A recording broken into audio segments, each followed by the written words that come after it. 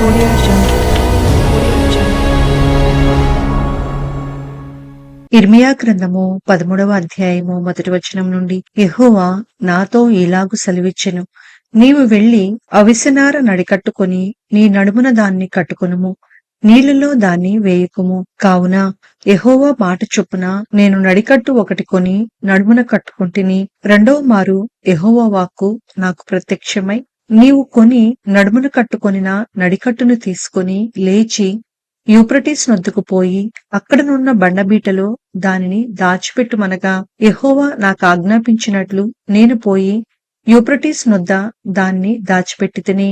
అనేక దినములైన తరువాత యెహోవా, నీవు లేచి యూఫ్రటీస్ నొద్దకు పోయి నేను అక్కడ దాచిపెట్టమని నీకు ఆజ్ఞాపించిన నడికట్టును అక్కడ నుండి తీసుకొనుమని నాతో చెప్పగా, నేను యూఫ్రటీస్ నొద్దకు పోయి త్రవ్వి ఆ నడికట్టును దాచిపెట్టిన చోట నుండి దాన్ని తీసుకొంటిని. నేను దానిని చూడగా ఆ నడికట్టు చెడిపోయుండెను, అది దేనికిని పనికిరానిదాయెను. కాగా యెహోవా వాక్కు నాకు ప్రత్యక్షమై ఈలాగు సెలవిచ్చెను, యెహోవా ఈ మాట సెలవిచ్చుచున్నాడు, ఈ విధముగానే యూదావారి గర్వమును యెరూషలేము నివాసుల మహాగర్వమును నేను భంగపరచుదును. అన్య దేవతలను పూజించుచు వాటికి నమస్కారము చేయుదుమని వాటిని అనుసరించుచు నా మాటలు విననొల్లక తమ హృదయ కాఠిన్యము చొప్పున నడుచుకొను ఈ ప్రజలు దేనికిని పనికిరాని ఈ నడికట్టు వలె అగుదురు. నాకు కీర్తి స్తోత్ర మహిమలు కలుగుటకై వారు నాకు జనముగా ఉండునట్లు నేను ఇజ్రాయేల్ వంశస్థులందరినీ యూదా వంశస్థులందరినీ నడికట్టు నరుని నడుముకు అంటియున్న రీతిగా నన్ను అంటియుండజేసితిని.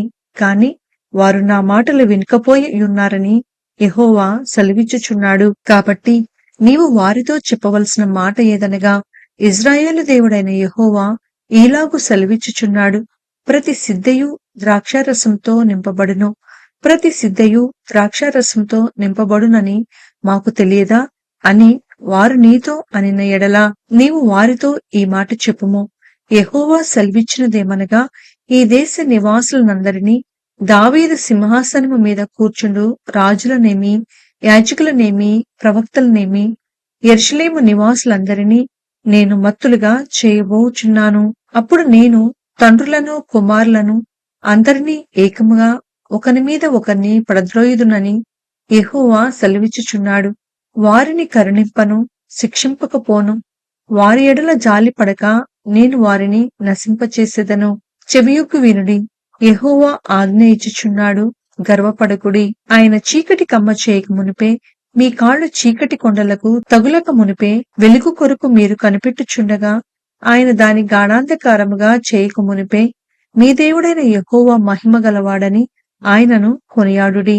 అయినను మీరు ఆ మాట విననొల్లని ఎడల మీ గర్వమును బట్టి నేను చాటున ఏడ్చుదును. యెహోవా మంద చెరపట్టబడినందున నా నేత్రము బహుగా వలపోయుచు కన్నీరు విడ్చుచు నుండును. రాజును తల్లి అయిన రాణిని చూచి ఇట్లనుము, మీ శిరోభూషణములను తలమీదనున్న మీ సుందర కిరీటమును పడిపోయెను, కృంగి కూర్చుండుడి. దక్షిణ దేశ పట్టణములు మూయబడి ఉన్నవి, వాటిని తెరువగల వాడెవడునూ లేడు. యూదా వారందరూ చెరపట్టబడిరి, ఏమీయూ లేకుండా సమస్తము కొనిపోబడెను. కన్నులెత్తి ఉత్తరము నుండి వచ్చుచున్న వారిని చూడుడి. నీకీయబడిన మంద, నీ సౌందర్యమైన మంద ఎక్కడనున్నది? నీవు నీకు స్నేహితులుగా చేసుకొనిన వారిని ఆయన నీ మీద అధిపతులుగా నియమించుచున్నప్పుడు నీవేమి చెప్పెదవు? ప్రసవించు స్త్రీ వేదన వంటి వేదన నిన్ను పట్టును కదా. నీవు ఇవి నాకేలా సంభవించినని నీ మనసులో అనుకొనిన ఎడల నీవు చేసిన విస్తారమైన దోషములను బట్టి నీ బట్ట చెంగులు తొలగిపోయెను, నీ మడిమలు సిగ్గునొందెను. కూషు దేశస్థుడు తన చర్మమును మార్చుకొనగలడా? చిరుతపులి తన మచ్చలను మార్చుకొనగలదా? మార్చుకొనగలిగిన ఎడల కీడు చేయుటకు అలవాటు పడిన మీరును మేలు చేయవల్లపడును. కాబట్టి అడవి గాలికి పొట్టు ఎగురునట్లు నేను వారిని చెదరగొట్టెదను. నీవు అబద్ధమును నమ్ముకొనుచు నన్ను మరచితివి కనుక ఇది నీకు వంతు, నా చేత నీకు కొలవబడిన భాగమని యెహోవా సెలవిచ్చుచున్నాడు. కాబట్టి నీ అవమానము కనబడునట్లు నేను నీ బట్టల చెంగులను నీ ముఖము మీదికి ఎత్తుచున్నాను. నీ వ్యభిచారమును, నీ సకిలింపును, నీ జార కార్యములను, కామాతురతను నేనెరుగుదును. పొలములలోనున్న మెట్టల మీద నీ హేయ క్రియలు నాకు కనబడుచున్నవి. యెరూషలేమా, నీకు శ్రమ, నిన్ను నీవు పవిత్రపరుచుకొననొల్లవు. ఇక ఎంతకాలము ఈలాగు జరుగును? ఇర్మియా గ్రంథము 14వ అధ్యాయము 1వ వచనం నుండి. కరువు కాలమున జరిగిన దాన్ని గూర్చి ఇర్మియాకు ప్రత్యక్షమైన యెహోవా వాక్కు. యూదా దుఃఖించుచున్నది, దాని గుమ్మములు అంగలార్చుచున్నవి. జనులు విచారగ్రస్తులై నేలకు వంగుదురు. యెరూషలేము చేయు అంగలార్పు పైకెక్కుచున్నది. వారిలో ప్రధానులు బీదవారిని నీళ్లకు పంపుచున్నారు.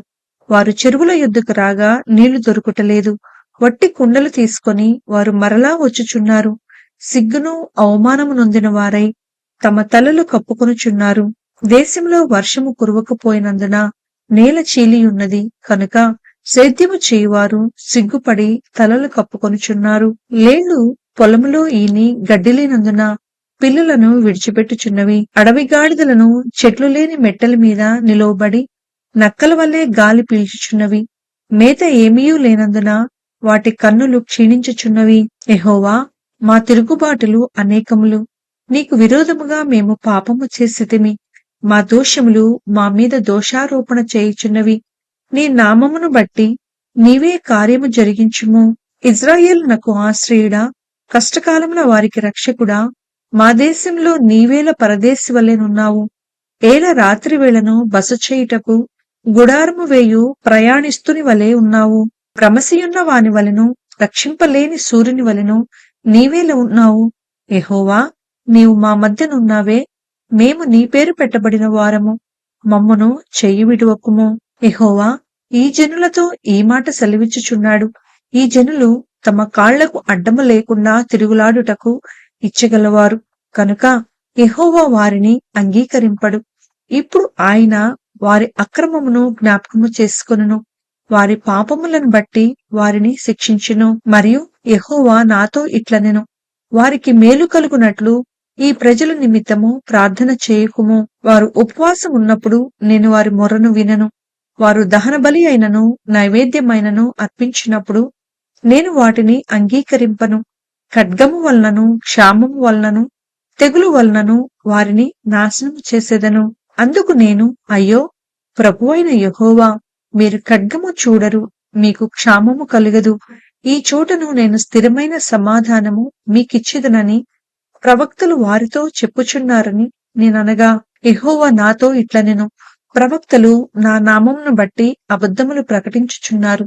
నేను వారిని పంపలేదు, వారికి ఆజ్ఞ ఇయ్యలేదు, వారితో మాటలాడలేదు.